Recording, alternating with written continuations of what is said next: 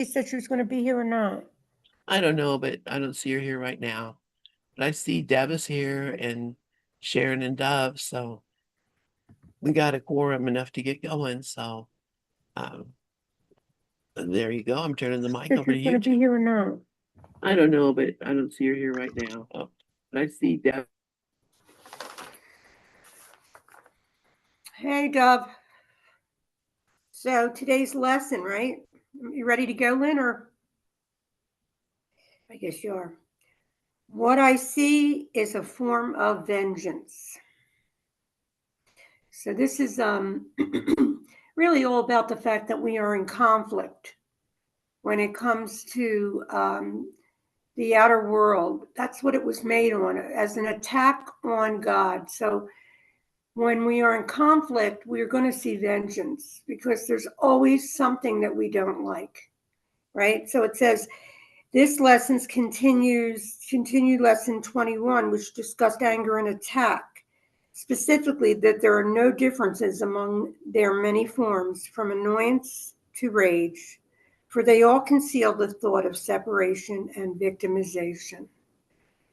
You know, those are the two things that make us guilty, to think that we are separate and that we are victims.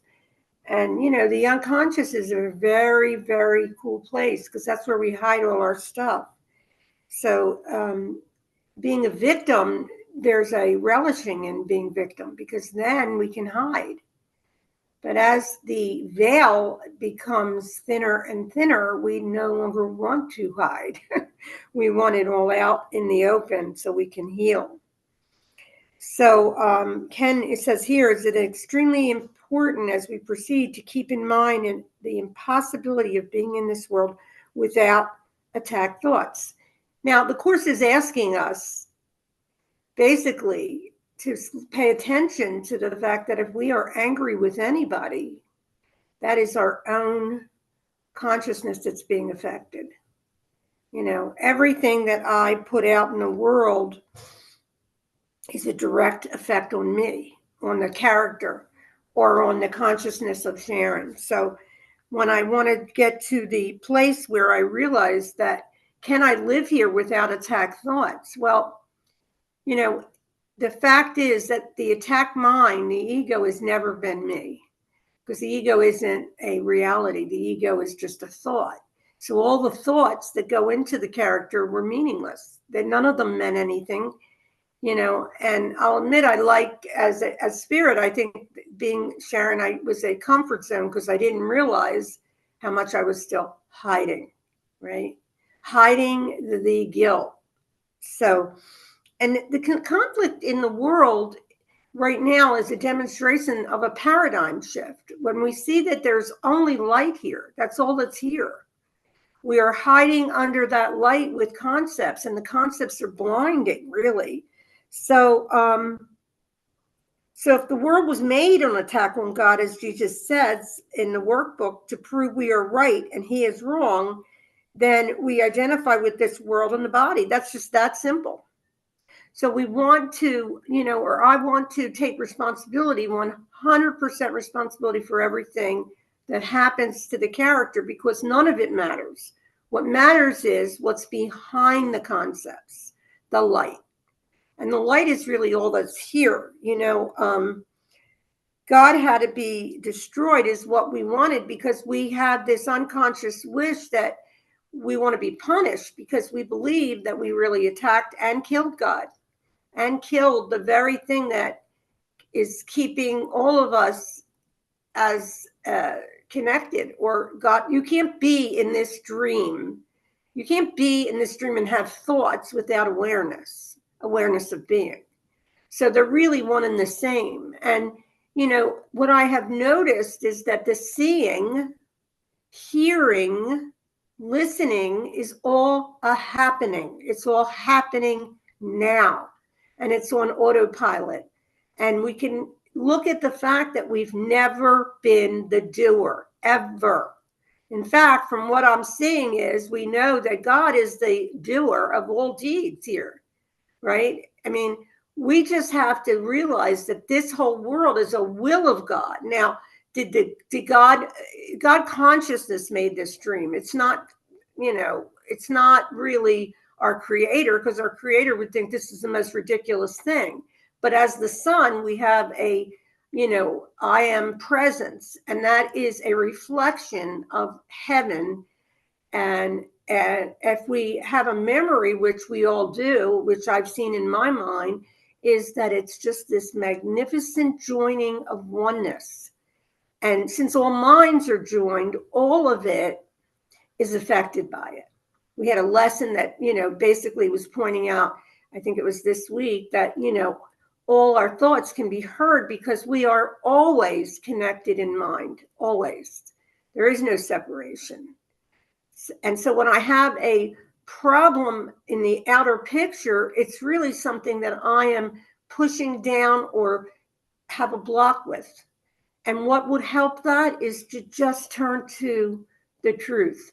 Just catch it. If I tend to fall under hypnosis, God hypnosis, then I just catch it. When I catch it, I'm right back in the truth, right? Because the body really is nothing but thought. That's it. And whatever that would look like, it's just thought. It's a block. It's just always to a point that it's a concept. Now, how could we, as the one son, be a concept? So we're always connected to love, always.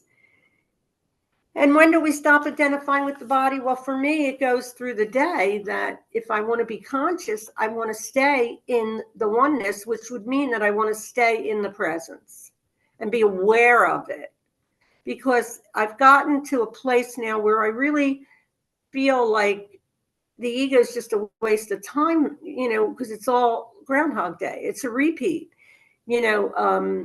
it's a repeat even in politics. If you go into like one of Sailor Bob Adamson's books is telling us that these are vibrational energies that go round and round, and we think it's happening again, but there's really nothing happening.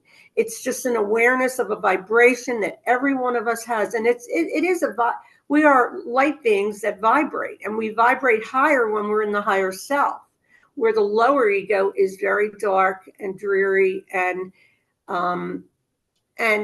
the addiction to the problem is what, at least for me, that's what I would see.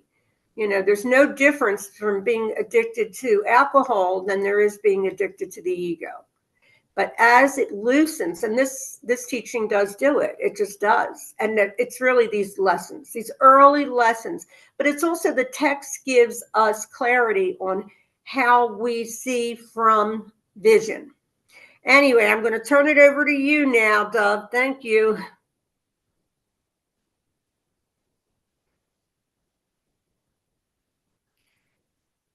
I guess you don't know you're muted, Dove. So unmute. Okay, I am now unmuted. And yeah, thanks for starting us off, Sharon. And yeah, today's lesson is what I see is some form of vengeance. And I took a look at what Ken Wapnick has to say on it. And this is what he says. I think it's very interesting because, I mean, it's one thing to say what I look upon as some form of vengeance, but it's another thing to realize why. Why is that? I mean, I could look upon, birds making love. I mean, why do I see vengeance? I don't know about that. So this is what he says. I'm going to put it up here. That's his long version. Here's the short version. It says, I see only the perishable. Oh, that's true. Everything here dies. I see nothing that will last. That's right. Everything I see dies. What I see is not real. That's right. The world is an illusion. What I see is a form of vengeance. So vengeance is dog eat dog, survival of the fittest. And that's what Charles Darwin said. I can sum up all of humanity and all the species together. It's dog eat dog, kill or be killed. That's a scientific law, and kill or be killed doesn't mean you have to kill with a knife or a gun. judgment murders. When you judge somebody, you murder them off. As Jesus says, there's a murderer in all of us. He's not talking about the guy with the gun. He's talking about your judgmental ego mind that sees some people as not fit, not wanted, unwanted. Kill them. Not kill with a knife, but kick them out of the neighborhood, kick them out of the village, let them go out into the wilds and be devoured by the wild animals. I mean, that's the original judgment. The village was safety. If you were judged not good enough to be with the villagers, I mean, remember, it takes a village to raise a child. If you're not good enough, hey, out. I don't care what happens to you. That's right. And that, of course, is not love. Love sees all the same. And only the ego mind says, no, there's a lot of differences here, and I want the people that are like me, and I don't want the people that are not like me. So Ken goes on to say, at the end of each practice period, ask yourself, is this the world I really want to see? The answer is surely obvious. So, the Course is saying that you're living in a joke. The joke is, I never left home, but I'm dreaming that I'm in this hellish place. I mean, hell is not a place that you go to. Hell is when you see differences. And differences means separation, and separation means guilt, and guilt demands punishment. Oh my God, that sounds like hell. I'm living in a living hell where punishment seems to be the order of the judge. Thou shalt serve a lifetime in prison. And I can't remember the words anymore. What is it? Prison where you are all alone. Yeah. Solitary confinement. That's a solitary confinement. So that's where most of us hang out, in solitary confinement. At the age of 85, Dove says, I'm a loner, baby. I'm a loner. Yep. I was looking forward to that September event, Len, that John and Vicky are going to do. I missed, obviously, this past Monday. I wanted to see it. It's going to be highly attended. I even sent you a message. If you happen to have the place where I can go and listen to the recording, I would love it. Of course, I knew about it. John told me about it. And of course, I'll be there. As a matter of fact, it was Cheryl and I that actually ran a retreat up there. I think that you were there. I'm not sure, Len. Maybe you were, maybe you weren't. It's the same place. It is a lovely place. I heard you talking about it yesterday. It's a nice getaway, far from the city and lovely surroundings, and it is a fun place. So if you can talk a little about it, I would love to hear some more. If you happen to know the link to the recording, I would really love that. I'd like to hear it. Mary Beth told me that it was really a fun hour with Glenn talking about his place, his new celebration, I think in Miami or whatever. That's it from Dove for now. I don't see Lorri, so I guess anyone who wants to share, Deb, if you want to share, please do. Over to you, Sharon. If not, well, she helps her dad, I think, in the morning. I hear you. I think she might help her dad in the morning. We have Deb here and Lynn. Let's see who else is here. No, that's about it. As far as today's lesson, to stay in the flow of everything is to be mindful of the present moment. So I don't know what I'm going to share about now because it's all about the attack. As long as there are attack thoughts, the attacking thoughts are just judgments. That's all we're doing all day long. And you're right, it is solitary confinement because we are in a jail of our own making. We are in this jail believing, and we are, you used to say it, mentally masturbating. We are just in our mind talking to ourselves all day long.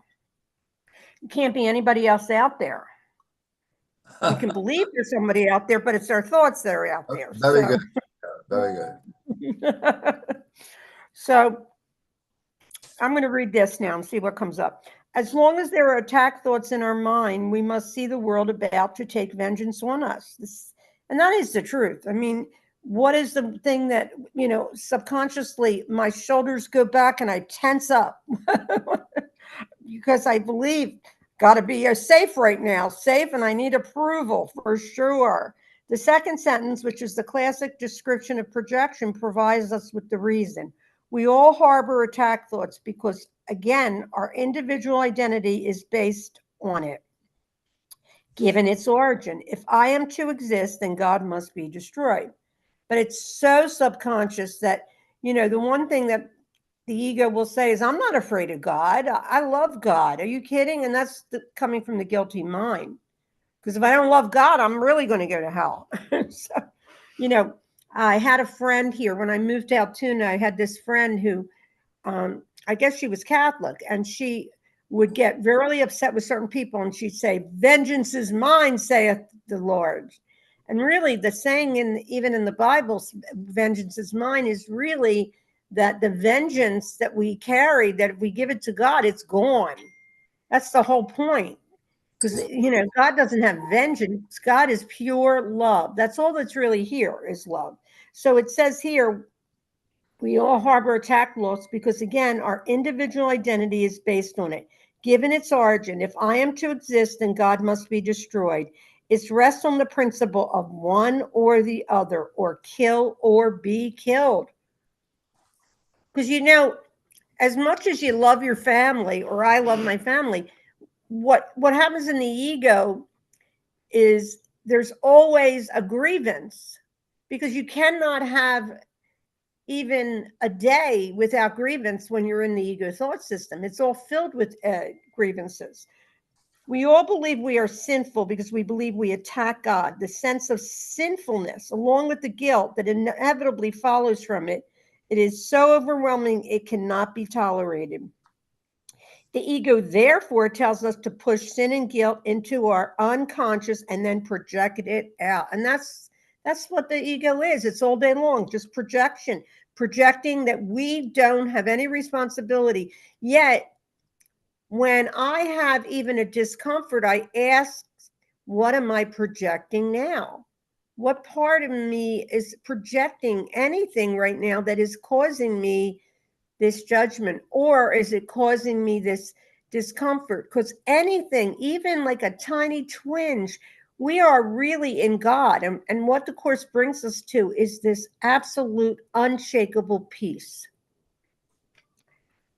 And, there are two different thought systems. So the light is the place where you go. You go into the light just to get that sunlight on you, because really the ego is, it's very cold here today. I don't know if it's even 7 degrees. I'm not real sure. It's windy and cold.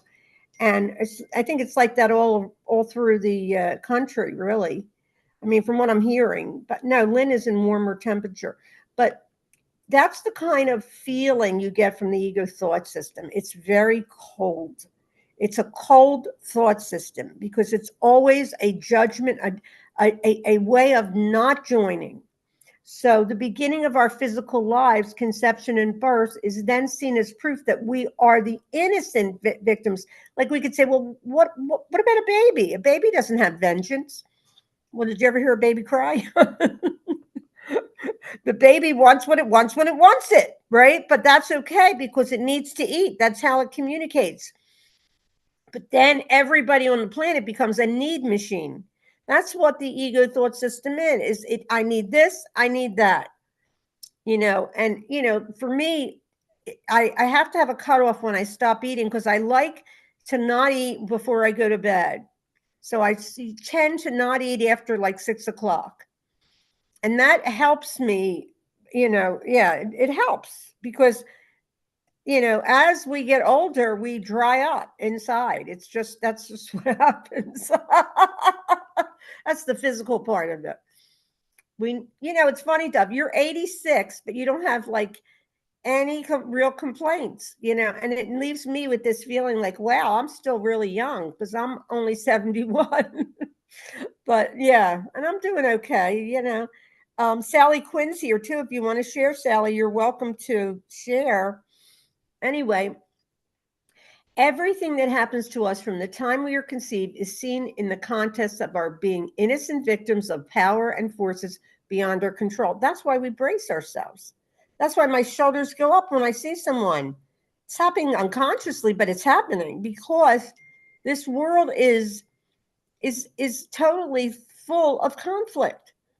I mean, we've gotten to a point now where we can't even talk about any politics because you're afraid to hurt anybody, and say like, this is who I like and this is who they don't like. And the whole point is that the joining and discussing it and just being healthy about it. That's where, when I say healthy about it, first of all, as course students, we want to stay in. And I didn't do this for a very long time, but now it's completely come to I made a conscious decision that none of this is even important, even though seemingly there's a lot that happened here, I mean, and what's happening is it's a definite show of vengeance. That's what it is. It's just vengeance on each other constantly between different sides and the whole world. I mean, it doesn't have to be politics. It can be even, being in school. There's kids that tell on each other all day long. I was in the junior high yesterday, and the sixth graders were telling on each other. And I said, how many people like to be told on? And nobody would raise their hand. I said, well, then figure that out. If you don't like to be told on, why tell on anyone? Always put yourself in that place. That's like taking responsibility. But the thing is, every thought, and of course they're not aware of that, is their own thought, right? Because everything is happening just right now. So, Ken says here, we can certainly assume that Jesus' ongoing assignment to us as his students is understanding these dynamics in the context of the lessons and exercises. He then asks us to apply it. Now, that's the whole course. The application, to understand it, is the booby prize, because to really apply it, that's when you realize that it's working for you. But it's a gradual process. It really is. And without attack thoughts, just genuine peace, we are in so much love and light and acceptance. That's the biggest part of this whole dream. Just accept it all. And actually welcoming it is another way of just allowing everything to be as it is. And now I see happy that it's going. Now, here's an interesting thing. If you look at Dove here on the screen, he's going in and out. In and out. That's what's happening to us all day long by our projectors, and consciousness is become so visible on what it's doing. Like, look at Dove now. He's now hugging, happy, and he's going in and out, in and out. Do you see that? Anybody want to say anything? Deb, Sally? The body doesn't exist in any instant of now. Right. But it was so interesting to watch you and happy because you were going in and out from the projector of the screen. That's exactly what the world is. It's a projection. The body does not exist in any. Right. No, it doesn't exist. It's a concept that's going in and out all day long, in and out. It's happening so fast that the human eye, of course, cannot pick it up.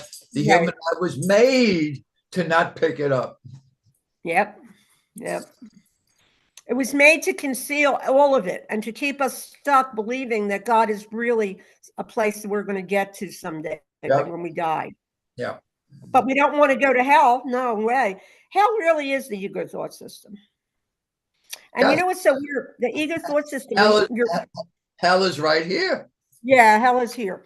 You know, it's strange. Somebody had asked me when at the school what I was studying, and I said, A Course in Miracles. They asked me about it. And this guy was a Christian, so he wanted to save me because I said we were all to Christ, but I won't say it again to anybody. I wouldn't even because there's so much fear. If they would say they're really God, they would just be, because religion has brainwashed everybody on this planet, and we are completely brainwashed. And I used to think it was important if somebody thought like I did. Now I could care less about that, because when you really realize that it's all you, it doesn't matter what happens. There's no people out there but your thoughts. I'm always speaking about myself. Yeah. Mm-hmm. Yeah. So whenever I say someone has to be up here now on the screen. Yeah. Go ahead. Whenever I say someone has to be saved, I'm talking about myself. There's no one out there. I need to be saved. But what does saved mean? Obviously, I don't need to be saved. I just got to wake up and realize that it wasn't the crucifixion that made the resurrection. It was the awakening from the body that made the resurrection. So atonement is the recognition that the resurrection is always here because I'm not a body. I like to just. You can't not be in God. You can't not be in God. Right. I mean, if you think you're a body, this course is not for you. I say that because I counsel some people who they love doing the course, but as soon as you mention the body, they say, I can't really accept that. I said, if you can't really accept that, doing the course that doesn't help you at all. Literally, it doesn't. I mean, I like what it says that God is love and I'm love and God is happiness and I like that. But I'm still a body. No. When we do the next hour, any one of these 20 lessons is the whole course. We are always reminded that at the beginning of the lesson, he says, I'm not a body, I'm free. And at the end of the lesson, so in 20 lessons, he says it 40 times. But, I read the words, but I still think I'm a body. It's so funny. I'm sorry. I used to spend so much time just looking at my thoughts and saying, oh gosh, I shouldn't think that. I shouldn't think that.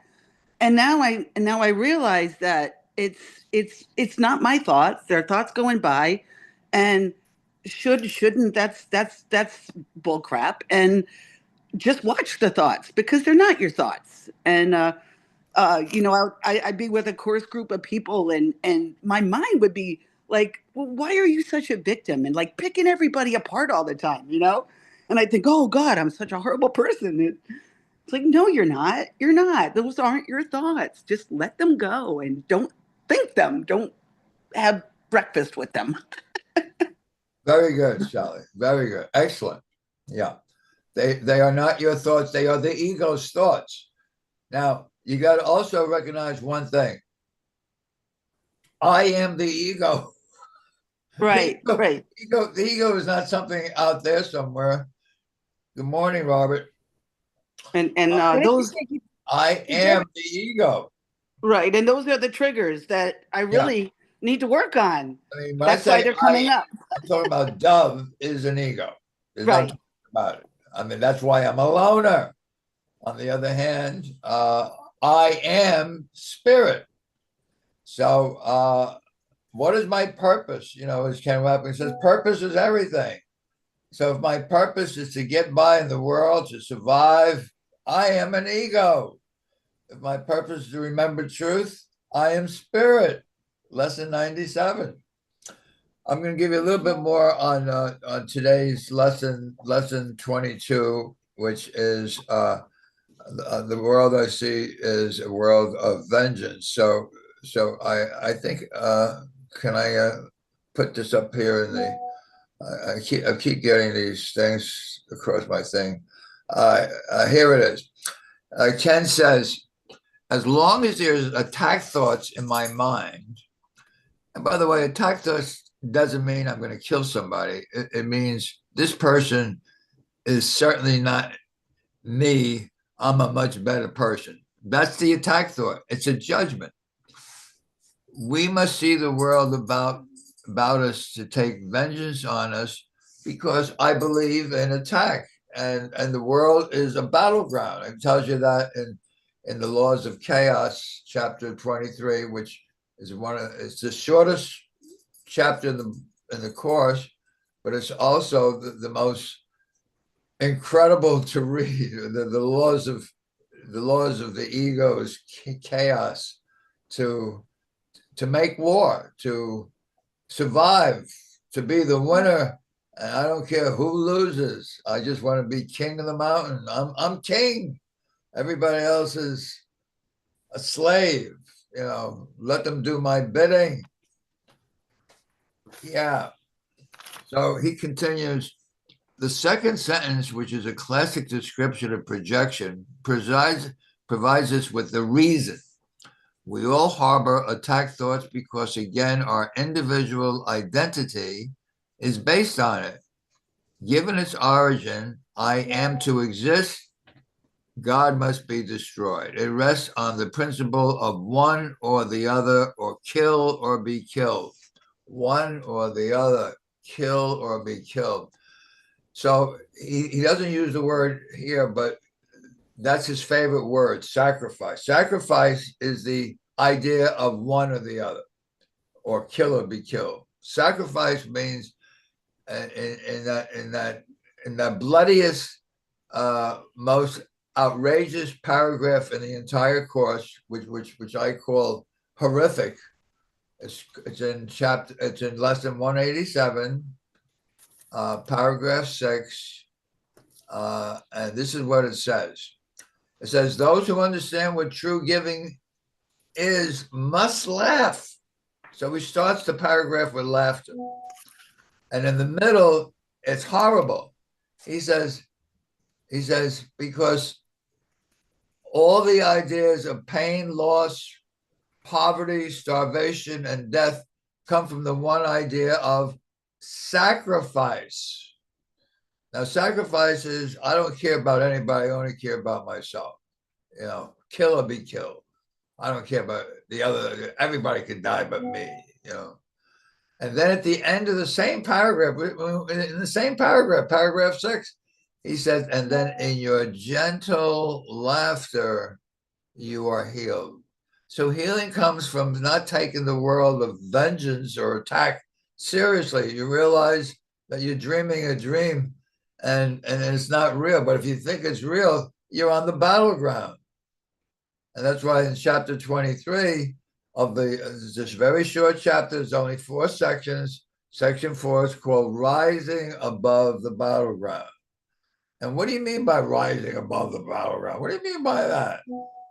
It means by forgiving yourself for being such a jerk. That's exactly what it means. Hey, Lorri, hi, Lorri. How are you, love? Good morning. I just looked at my calendar and went, oh my gosh, I forgot again. Oh, You were the same as me on a thing that Lynn and I do once a month on the third Monday of the month. I always forget it. I forgot it. I feel so bad after I forget it. well, if it's only once a month, but when it's every week, but I just, I don't know, but I was forgetting it when I was in Michigan. I'm forgetting it now when I'm in Mexico. I don't know what's going on. Are you still in Mexico, Lorri? Yes, I'm still in Mexico. Wow. How long have you been there? I've been here 3 weeks and I'm here for 1 more week. How awesome. Oh, that is wonderful. God. Yeah, it's you're been in nice. Yeah, the weather. I mean, it's really cold here, Laura. It's really I cold. know. My sister sent me a picture of my car with a foot of snow on it. Right. Yeah. I think it's good when you forget because really, you're in the flow. You just didn't remember this. That's all. Well, I remembered some other things today, this morning, and it's so funny. I was just going to go start my laundry because you got to share the laundry here with other people and you want to make sure you get the machine and stuff. And I did muscle testing and it said, no, don't start your laundry. I'm like, I wonder why that is. And now it's like I look at my calendar and go, oh my gosh, this is why. So, today's lesson, what I see as a form of vengeance, that one, I don't really get that one. I mean, intellectually I can say, okay, yeah, but it almost seems like it doesn't feel that way, that what I see as a form of vengeance. Can I jump in for a second? Yes, please. Ken Wapnick doesn't use the word vengeance. He uses the word, what I see is attack thought. So the world is a world of you, me, us, them. It's the survivor. That's attack. That's vengeance. Oh, there you go. Because everything Well, dies. it's conflict. It's all about conflict. That's what it Yeah. is. Vengeance is there's so much conflict in this world, and that's what I think we have to look at. Because there's an attraction to conflict too, by the way. Right. Well, that I can relate to that. So what I see is conflict, attack thoughts, is because everything dies. Thank you for that clarification. Those words are better. Ken says, I see only the perishable. I see nothing that lasts. What I see is not real. What I see is a form of vengeance. Yeah. Yeah.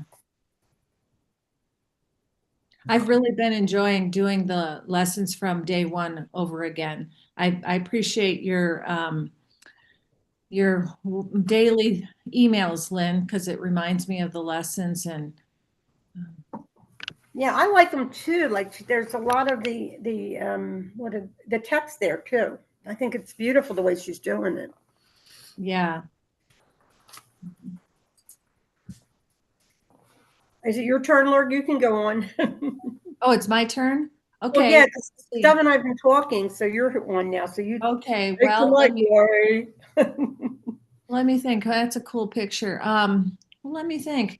It's been great being down here. I mean, everyone here it's like being on Gather all the time. It's like you're surrounded by people who have all the same intention. And the invocation here at this, it's called Awakening Heart Sangha.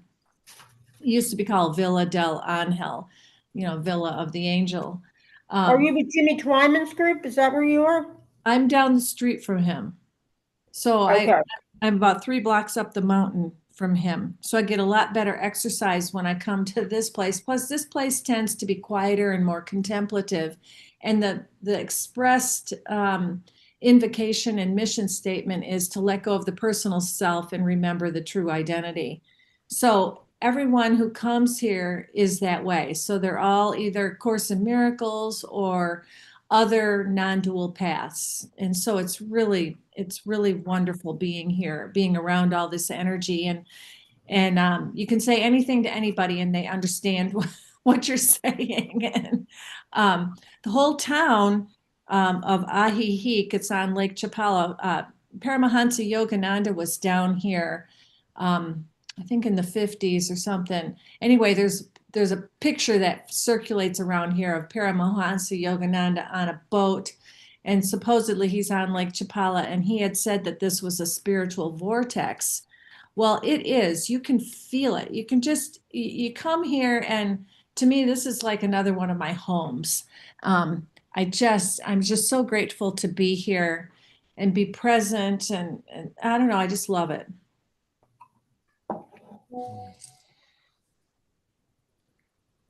I really feel like I don't have anything to say this morning. I know what you mean. I'll put it in the chat, Carolyn. Okay. So the name of the town is Ahihik, and it's in Jalisco. So if you look on the State Department thing, it'll say, oh, Jalisco is a terrible state to go in because of the cartel. Don't go there. And I'll tell you, I walk the streets at night at 10 o'clock by myself. I'm not the least bit scared. Boy, what a great thing. I just wish, it'd be wonderful to live there.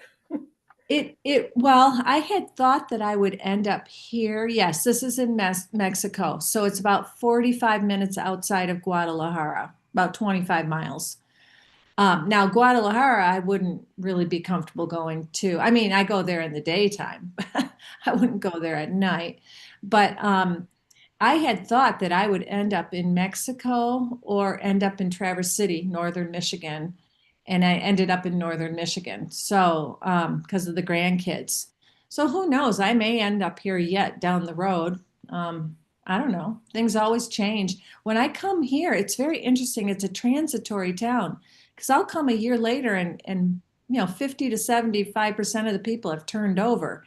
And some of them stay in the town in different places, instead of at the actual spiritual communities. A lot of them do that. A lot of them stay here and just live on their own and they start hermiting. It's kind of like, as we wake up, we get a little quieter and we don't need to talk as much. And that's what people do down here. They just go and they just start being quiet. That's what I was just saying.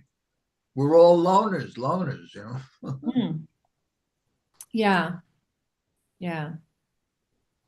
But I feel like, I've been doing this thing called 9D, 9-dimensional breath work. Have you guys heard of that? I do breath work too. What is it called? 9-dimensional breath work.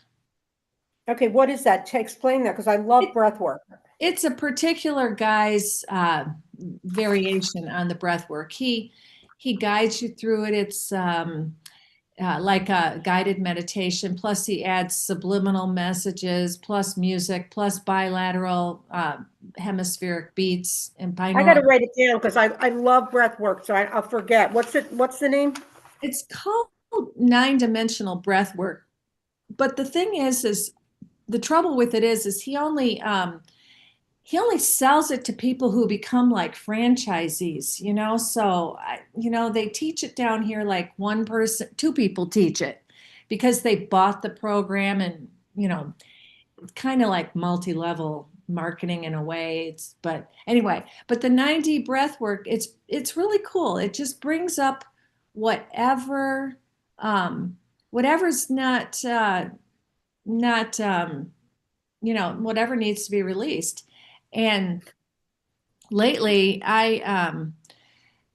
it's just like, well, I don't know what needs to be released. I'll release it when it comes up, but I don't dig for it like I used to. So Bob, it'll pop up. It'll pop up. I shouldn't. It'll pop. Yeah, it'll come up on its own. So I think only the ego digs. Yeah, right. So Bob, you wrote, Sherry and I may be moving to Texas to be closer to family by June. That is going to keep me very busy planning, so I may be here but working in the background. Okay, thanks for letting us know. And then you put this thing Aging with Grace on here. I was just talking about that with someone yesterday, and I said, a lot of people do this Aging with Grace, and I go, that's not really for me because I really don't. I choose to go, aging is not real. Aging, the body is a projection of the mind. And we age because our consciousness is that we age. And I think that like Joe Dispenza's work is proving this, that when he can have all these people that overcome blindness and deafness and strokes and heart attacks and autoimmune diseases and stuff with their mind, and Joe himself, he looks younger. It's just like, wait a minute. The Course tells us the body is neutral. It's just a projection. The Course tells us there's no time. And if there's no time, there's no aging. So what I was saying to a friend of mine is like, yeah, if people want to do this Aging with Grace, that's great. That's, what they're doing. It's just not for me. I more look at, like, wait a minute. No, because I also see aging as it's formulated in our culture as symbols of lack and decay and suffering. Because most people, when they age, well, at least as I have aged, and now I'm just saying, wait a minute, I bought into the ego thought system of aging. My own aging was, there's a new wrinkle every week. Oops, there's a new joint that hurts every week. There's my eyesight's not getting better, getting worse every week. Those types of things every week. There's something new. And that's lack. And it's often suffering. So anyway, that's the way I'm looking at aging as a concept, because even Shankara in 700, Shankara said the only reason you age is because you see everyone else around you aging. So that's my take on that. What do you guys think? Well, yeah, I want to say that thing that you put up on the board, Aging with Grace, that's a workshop done by Dietrich Wolsack on February 4th, I think at 1:00 Eastern time. I already registered. It's $25 American, 35 Canadian to register. I think it's going to be great. It actually reminds me of a workshop that I wanted to do years ago, but I just never did it, called Timeless Mind, Aging Body. It's exactly what you just said, Lorri. The body ages, the mind doesn't age at all. But the body doesn't have to age. So that's Deepak. No. The body's like a plant or a tree. It does age. When a tree is young, it's a nice, straight up tree, and it then starts to bend and get twisted and all that. So trees and bodies do age because that's what they're meant to do, to die. I mean, if you read what Ken says about lesson 22, everything I see is perishable. Yeah, bodies die. There's no two ways about it. But the mind, I'm not a body. I'm mind. Mind is timeless. It doesn't live in time. It lives in eternity. And what is eternity? Endless nows. Endless. So when you live in the now, when you live in the present, the mind doesn't age. And I'm talking about myself. I'm practicing this for years. I mean, I wasn't going to do a workshop on something I didn't do. I think that the timeless mind is simply living in the present. If you start thinking about your thoughts about the past or planning for the future,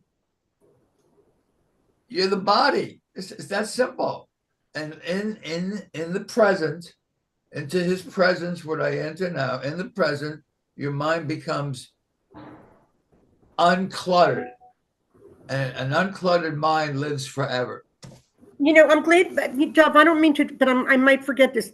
What's the breath work? I mean, what's the thing with Dietrich? Because I would like to know about that too. Oh, okay. Dietrich, I can send it to you. Aren't you a member of ACIM family, which is the original open mind group? There was a big thing put up there by Dakini Wild, which is a picture of Dietrich. It's on February 4th at 1:00 Eastern time. February. And what is that? What day is that? Do you know? What day is that? It doesn't matter. You know what? I'm gonna. It's called ACIM Family now. I tell you what. I just found the link. Here's the link. You can do it all on your own. Okay. This is it. Here is the link. So it's on Wednesday. It's a Wednesday, so it's a day off from Gather, February 4th at 1 p.m. Eastern time. And here's the link for all those people who need a link. Here's the link. There you go. That's it. Thanks, Doug. Can you copy the link? Yeah. Okay, very good. Yeah, and I just put a 90 breath work link on the thing too. Does he do breath work too in this thing, or you don't know? Oh, for Dietrich? I don't know. What? Yeah. Dietrich is great. Dietrich is a great teacher. Yeah. He was. Lynn and I went to his retreat. I think it was like 10 years ago. Yeah. He is good. I don't know if he's doing breath work, but breath work was instrumental in my awakening. A lot of people use breath work.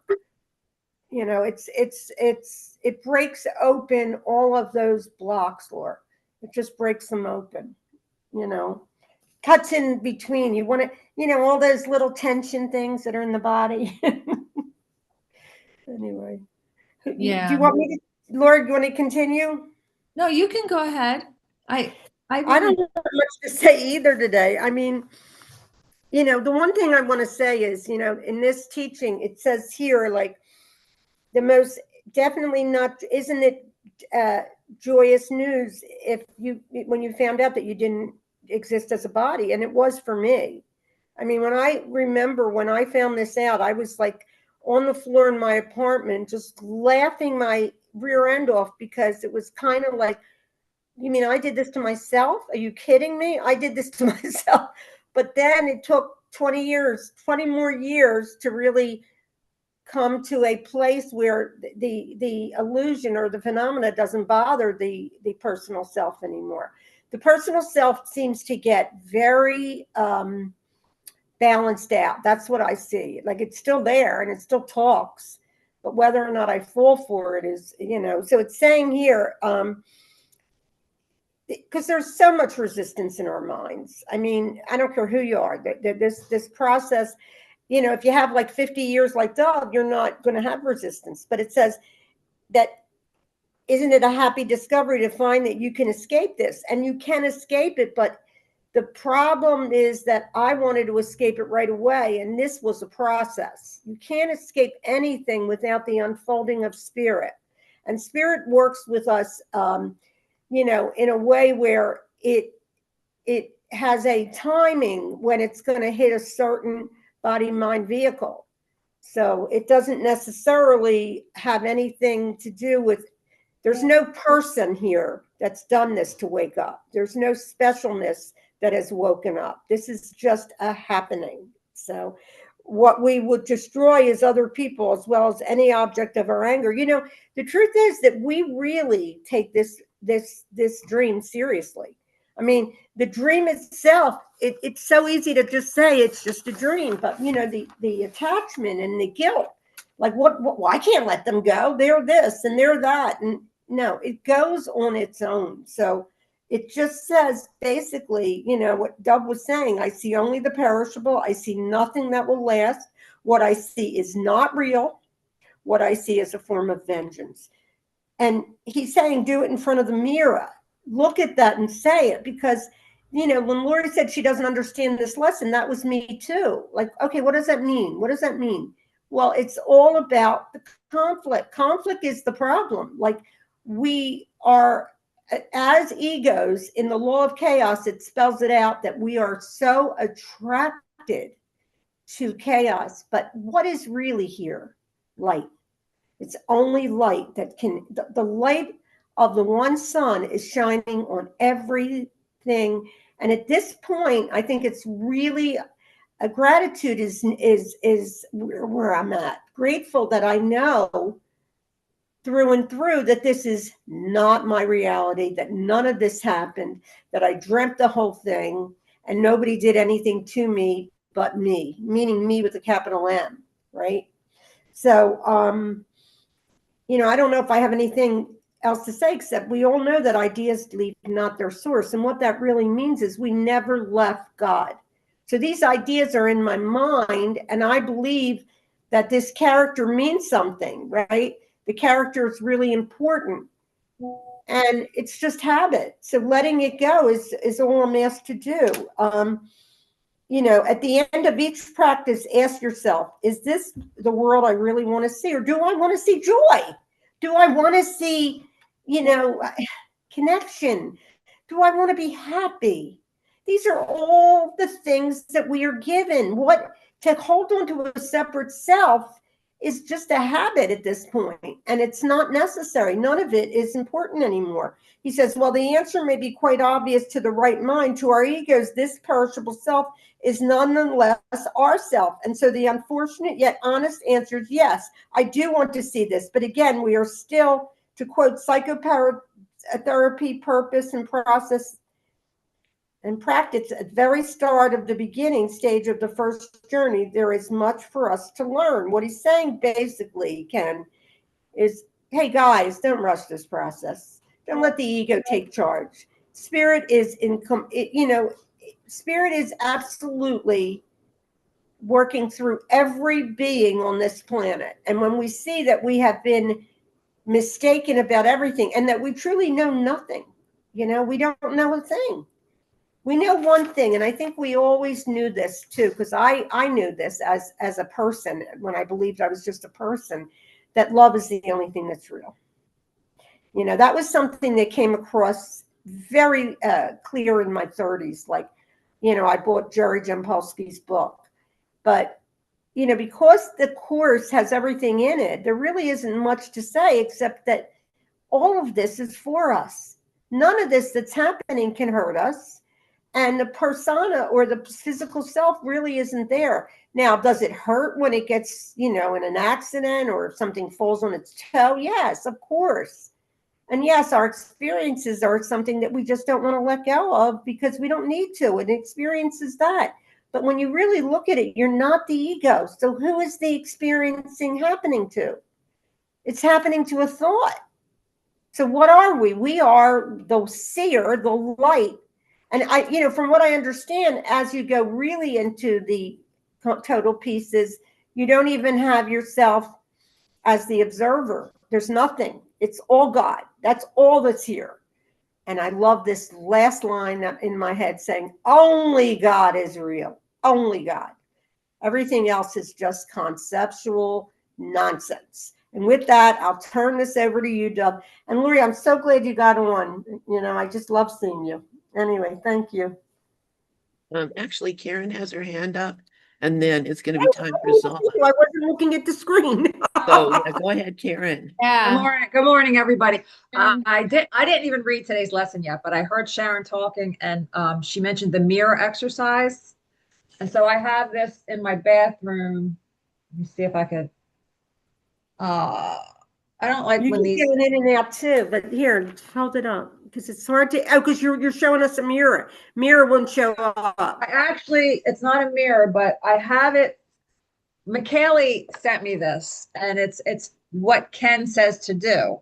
It's an exercise. I keep it in my bathroom. I keep it on my wall in my bathroom. It's in a frame. And maybe you can see it now. Can you see it?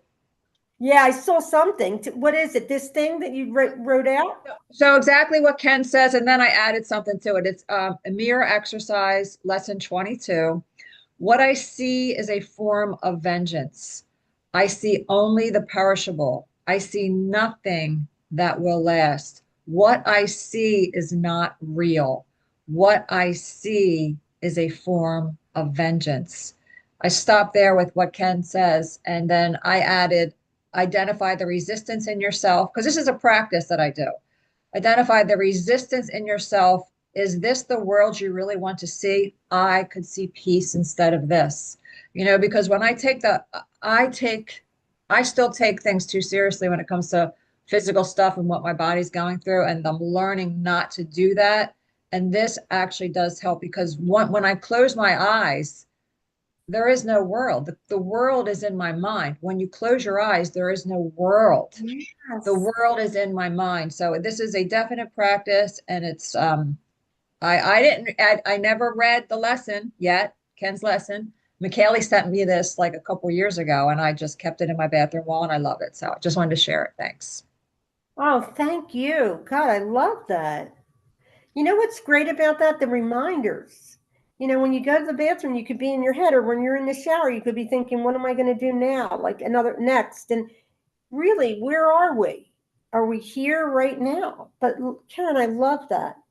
Anyway, I'm going to give the mic over to you, Dove, to say goodbye, because there's not much to say anymore except that there's only peace.